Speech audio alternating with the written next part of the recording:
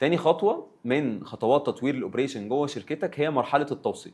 في الخطوه الاولى عملنا فيها تحليل شامل. الخطوه دي هنبدا ندرس التحليل ده، نكتب التحليل ده، نكتب كل خطوه، ما تسيبش ولا خطوه مش مكتوبه. المرحله دي هدفنا الاساسي هو التوثيق. توثيق الخطوات معناه مش مجرد ان انا اقول ان العميل بعت البريف ولا ما بعتوش، لا، التوثيق ان انا اكتب الاسئله اللي بسالها في البريف، التوثيق ان انا اكتب شكل الايميلات او الايميل تمبلتس اللي انا ببعتها ما بيني وما بين الكلاينتس، التوثيق ان انا اكتب ازاي الفيديو اديتور بيستخدم التول اللي بيستخدمها عشان يطلع الفيديو في اسرع وقت. طبعا في ليفلز في التوثيق على حسب حجم الشركه وعلى حسب قد ايه احنا عايزين نجو ديب اكتر في البروسيس والتحسينات، بس كل ما قدرت اكون بوثق الخطوات بشكل اعمق كل ما كان الخطوه الثالثه اسهل بكده.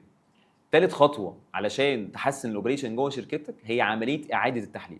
فاول تحليل عملناه احنا كنا بندرس الموضوع من على الظاهر، ونبدا واحنا بندرسه نعمل عمليه الخطوه الثانيه وهي عمليه التوثيق. هنا بنبدا ندرس او نعمل تحليل للتوثيق ده نفسه.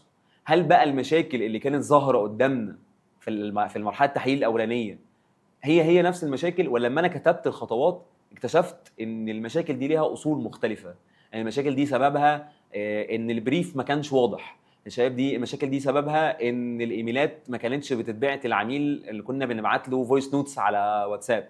فلما بنبدا نعمل عمليه التوثيق ونروح لمرحله التحليل الثالثه بنبدا نعرف فعليا هي فين اصول المشكله، وده اللي بياخدنا للمرحله الرابعه.